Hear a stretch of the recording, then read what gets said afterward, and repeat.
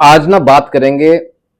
एक बड़ी उम्दा दवा होम्योपैथी की है जिसके बड़े अच्छे रिजल्ट्स आते हैं, स्पेशली जहां ना डिफिकल्ट ब्रीदिंग रहती है, जहां ना सांस लेने में बड़ी दिक्कत रहती है।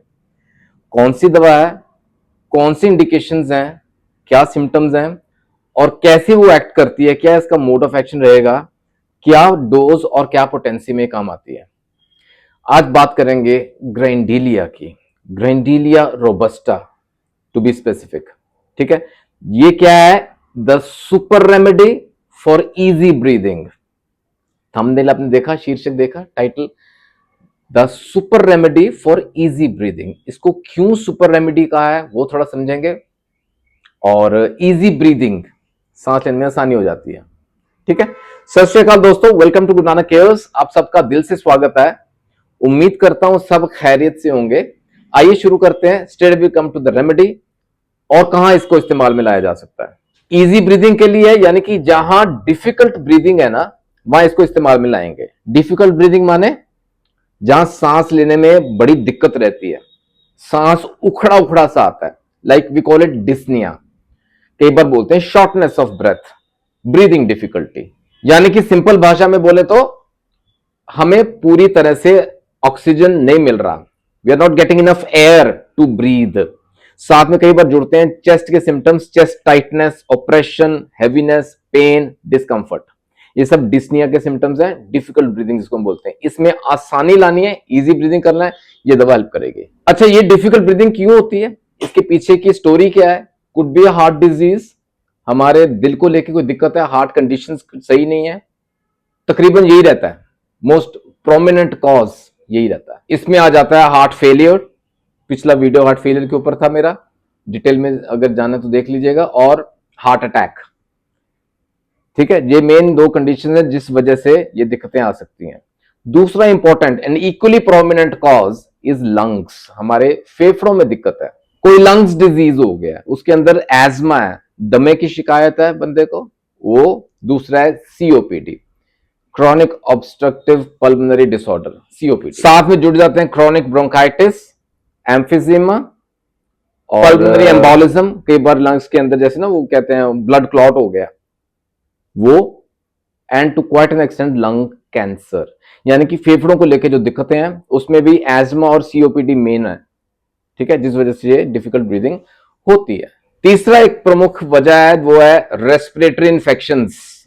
कोई इन्फेक्शन होगी, बैक्टीरियल इन्फेक्शन होगी, कोई ऐसा फॉर एग्जांपल निमोनिया की दिक्कत होगी, ब्रोंकाइटिस वो भी एक इन्फेक्शन है, इस वजह से ये डिफिकल्ट ब्रीदिंग सिम्टम आते हैं। चौथा ये बड़ा कॉमन है वैसे तो कई बार, लेकिन टेम्परेरी है, जैसे एनवायरमेंटल चेंज आ गया कि आप हाई एल्टीट्यूड पे गए हो, हाइट पे गए ना, कहते हैं ऊंची पहाड़ों पर ऑक्सीजन की कमी होती है, सांस लेना मुश्किल हो जाता है, वो एक वजह है। देन फिजिकल कंडीशंस क्या हैं आपकी, ओबेसिटी, मोटापा, मोटापे की वजह से भी सांस उखड़ता है ना, या कोई एलर्जीज है, किसी चीज से हमें एलर्जी हो गई है, कुड बी हे फीवर, या वैसे वीड्स से जो जंगली घास रहता है उससे भी दिक्कत रहती है, सांस की मुश्किल आती है।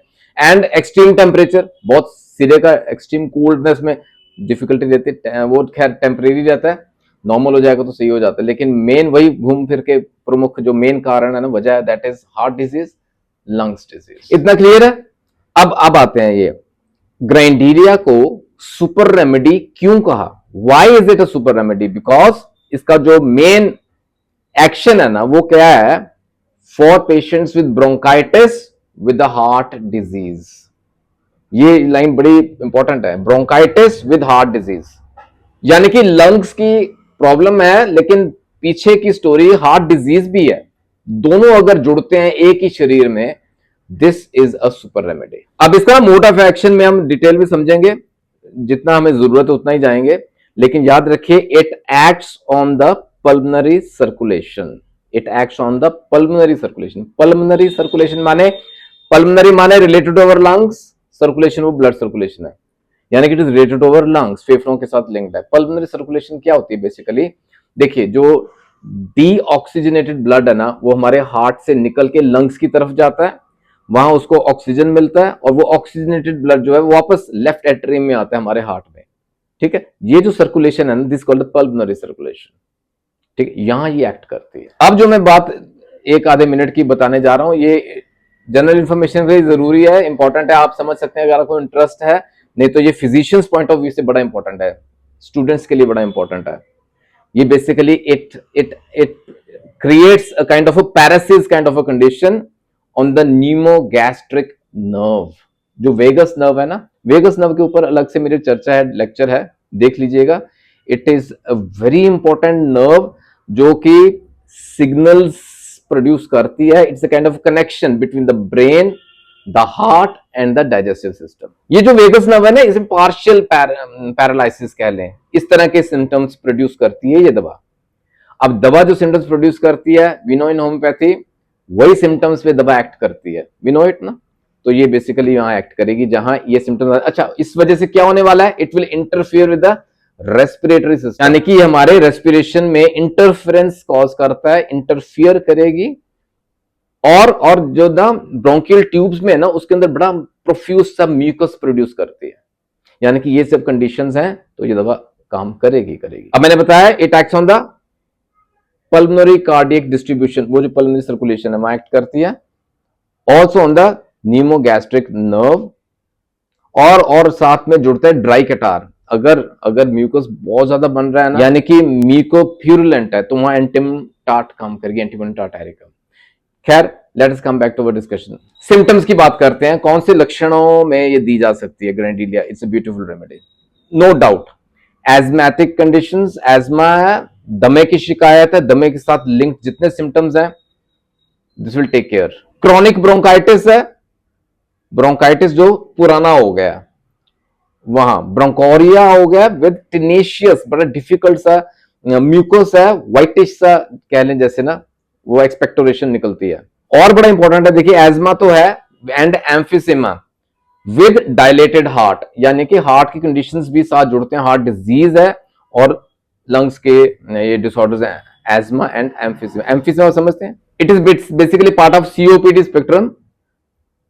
लंग्स की ना स्कारिंग हो जाती है, एम्फिसेमा, तो उसके साथ जुड़ते सिम्टम्स हैं, दिस रेमेडी विल हेल्प। फिर ना रैटलिंग ब्रीदिंग होती है, खरखर की आवाज आती है छाती से, बंदा सांस लेता है। Then can not breathe while lying down, बंदा जब लेटा है ना तो उसको सांस नहीं आने वाला, वो सांस ना अटक जाता है, रुक जाता है। इस चीज को समझिए, जब बंदा सोने को जाएगा ना, व्हेन फॉलिंग अस्लीप, उसका ब्रीदिंग रुक जाएगी, ब्रीदिंग विल स्टॉप।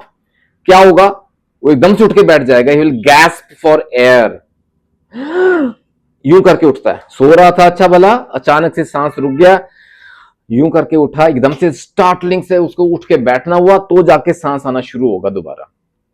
सांस रुक जाता है when is lying down, when is falling asleep.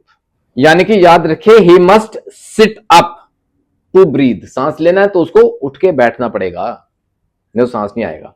फिर वीजिंग रहती है, ऑपरेशन है लंग्स के एरिया में, स्पेशली इन ब्रोंकाइटिस पेशेंट्स ये सिम्टम्स आते हैं। Also can be given in whooping cough, whooping cough में दिया जाता है जहां बड़ा प्रोफ्यूज म्यूकस सिक्रीशन होता है।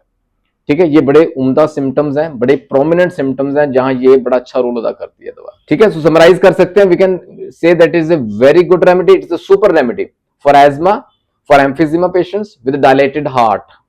दोनों चीजें आगे कवर हो गई, लंग्स भी और हार्ट भी। और याद रखिए, अगर ऐसे कुछ भी सिम्टम्स नहीं है लेकिन दमे का मरीज है, एजमा का पेशेंट है, तो it can be given as a good tonic, particularly वहां उन केसेस में जहां ना पुरानी बहुत सी दवाएं दे चुके हैं, आराम नहीं आ रहा। सो एज ए टॉनिक इसमें एजमा के केसेस में हम इसको दे सकते हैं। ठीक है, तो जहां क्रॉनिक ब्रोंकियल एजमा है विद ब्रोंकियल कफ है विद टफ टिनेशियस कह लें, व्हाइटिश सा म्यूकस निकलता है, और जब निकलता है ना एक्सपेक्टोरेशन के बाद उसको रिलीफ मिलता है।